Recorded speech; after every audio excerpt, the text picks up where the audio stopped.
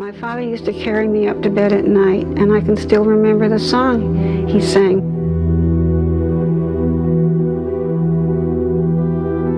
And that's part of the viciousness of incest. It's as if you're not allowed to hate your violator because it's your father.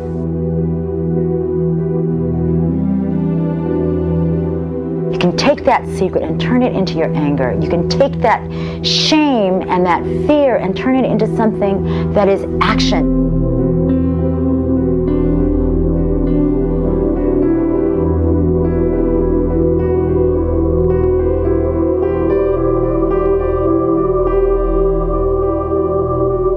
We're gathered together in our game room.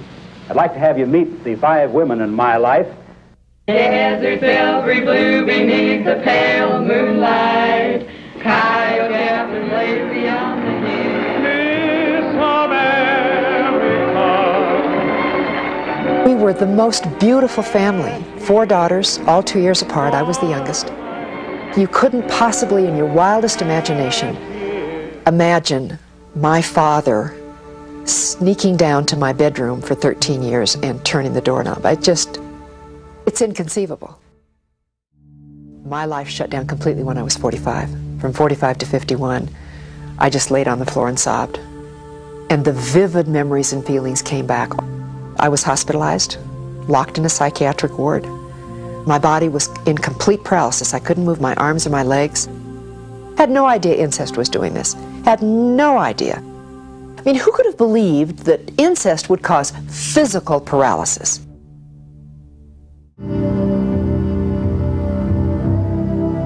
I had always thought while I was raising my family and from the time that the abuse of me ended, that was the end of the abuse. But it did not stop with me. My father's abuse did not stop with me. He got to some of my children.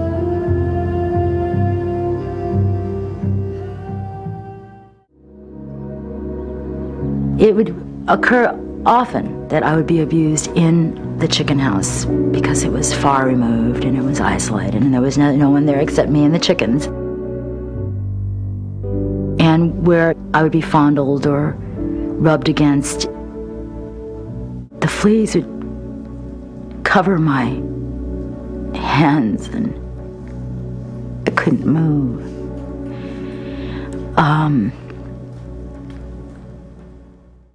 What happens to me when I get into a memory and when it really takes me down or it takes me to a real painful place, the difference for me now is how I deal with it.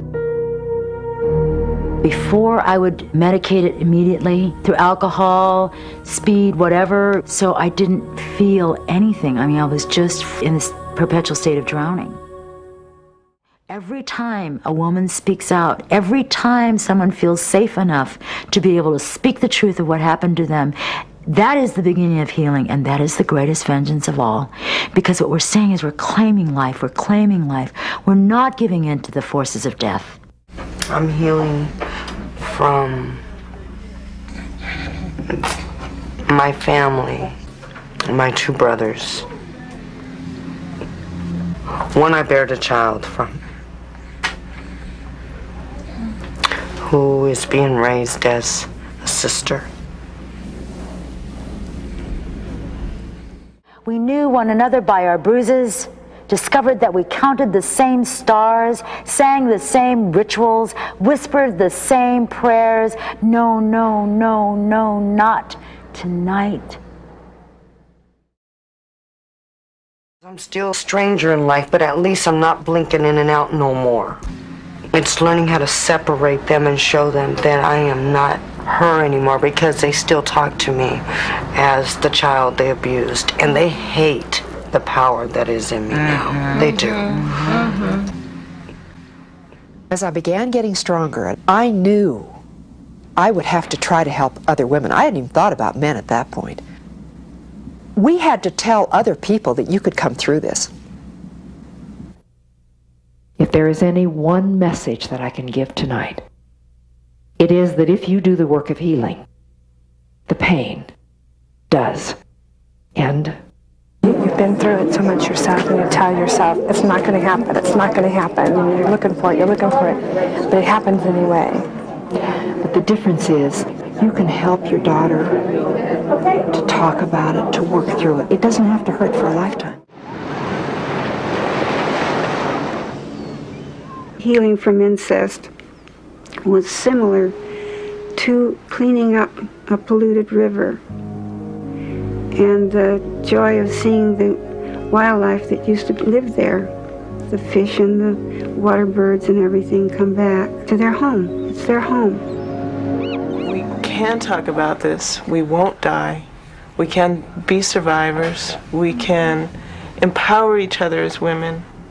And there have been moments along the way where I stand up and I say, this is who I am and this is what I survived. And maybe there's a little girl there that gets a little bit of courage. It's been a very, very, very long and agonizing journey. But the good news is, the pain ends.